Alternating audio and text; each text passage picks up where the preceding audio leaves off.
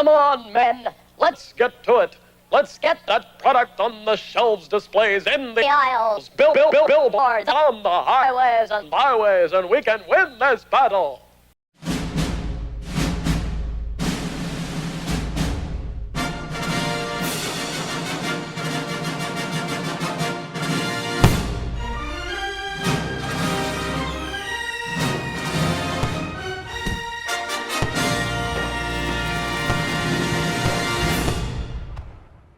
Hey, fool, you ready for another beating?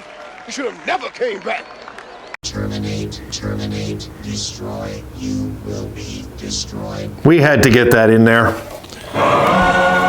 We had to get that in there. My goodness, I was online, folks, and I was looking just at some of the Penguin fans are so mad tonight they lost this game. Too bad. Too bad, so sad, okay? Too bad, so sad for the Penguin fans. One thing they don't get, okay, Penguin fans don't understand is out with the old, in with the new. And that's the way the revolving door of the NHL happens, Pittsburgh. The young and upcoming teams eventually push you old geezers out the door. And I'm not one to talk about being young. But that's how it works in hockey, guys. Come on. Younger teams eventually take over the older teams. I mean, this is just what happens. So the boys tonight, led by UPL's brilliance and nets, get their second two-game winning streak, if you want to call it that, of the season. So I don't think we can complain right now, that's for sure. Guys, we needed this. We needed this game to get this season alive again. As we approach the 41-game mark, we've got to get this season alive. And now we have a 6-game homestand, no back-to-backs. We can maybe figure it out, get some practice time in, and this team maybe, just maybe, might get going. We'll see. The 6 games is going to telltale, I believe, the season, really. If the Sabres go in there and win all 6, something's happening this year. I don't know what yet, but something is definitely happening. We'll see. For now, we're going to take this, we're going to enjoy this. It may be simple, but it's a start. Let's go, Buffalo. Let's look at the numbers. Here we go.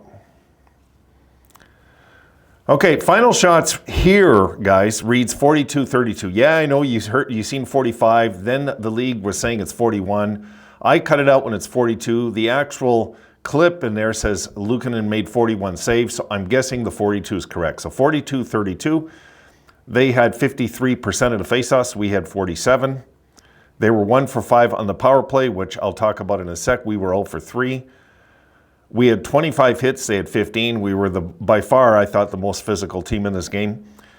And the block shots, we had 16. They had 17. We had 6 giveaways. They had 12. We had 9 takeaways. They had 11. Shots on goal per period.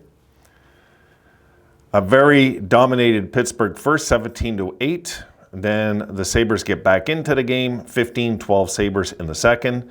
And I thought the third was pretty even overall. It was 13-9 it reads, but I thought it was a pretty even period for that 42-32 total.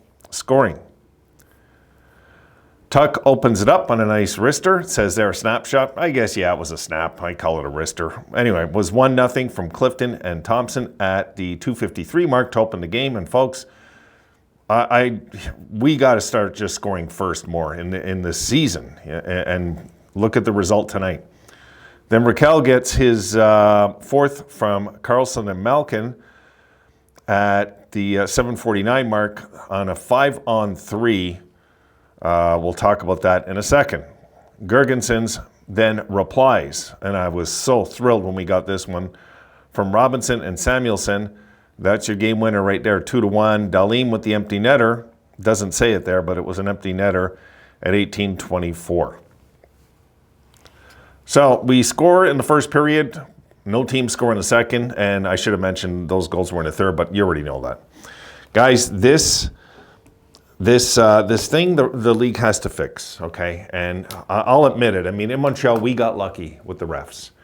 But Pittsburgh really got lucky, I thought, also with the refs in this game. Their fans are complaining about these two called back goals. Well, one of them was clearly offside, so Pittsburgh fans, do you know that offside means that the play is whistled down when a player goes in ahead before the play? Do you understand this? That's not a goal. So you got nothing to complain about there. And yeah, there was contact in the crease. I'm seeing Pittsburgh fans saying there's no contact in the crease. My goodness, I see guys get penalties for doing that to other players, let alone goalies. Does the goalie have to be knocked out for there to be contact? No, it doesn't. So those calls were correct. Those were correct calls. If it would have been called against Buffalo, I'd be the first to say that's the right call. Sadly, it is.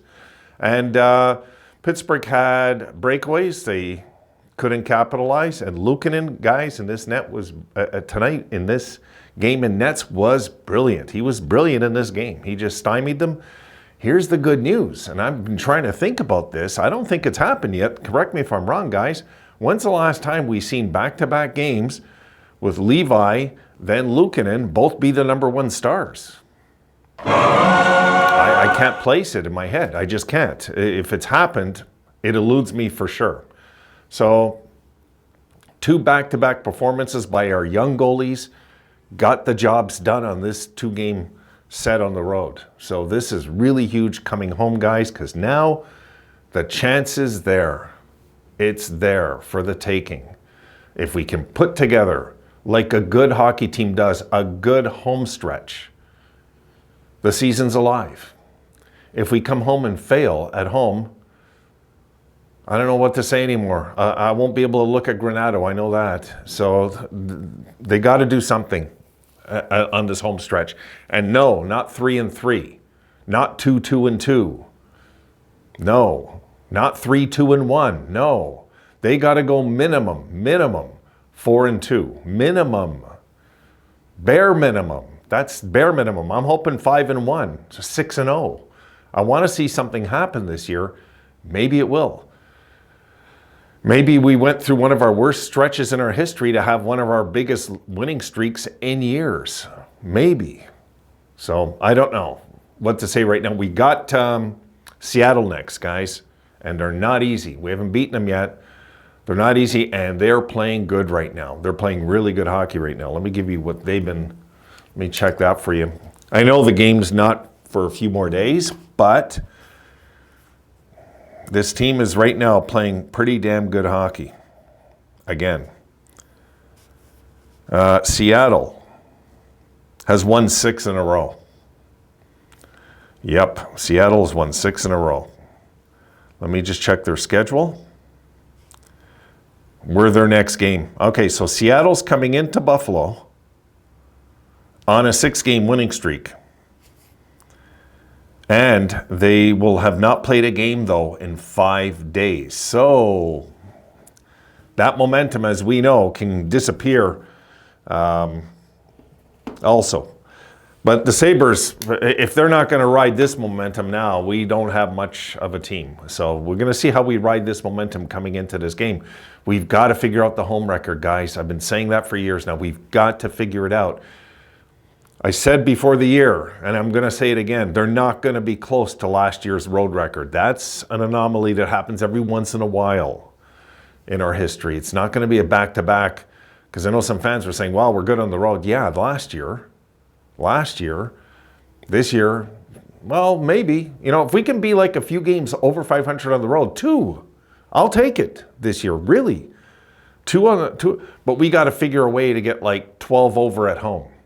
Is what we have to do. And this 6 games is going to dictate if that's even a reality. If we can get it to, 4-2, we can then talk about, it'll just bring us to like 500, won't it? It's not good enough. The Sabres have to take a stand. And if they're going to take a stand, folks, it's got to be in their home ice. It really does. Because if they can't figure out their game on their home ice, we're not a playoff team. I mean, we're damn close to being a playoff team last year if we weren't such a crap home team last year. Yeah, we're 8-9 at home. You know, so we can get the record to 500 at home. Now look, we're 9-10-3 on the road, okay? Last year, on the road, the Sabres were 25-13-3. So let's backtrack that again. 25, 13, and 3.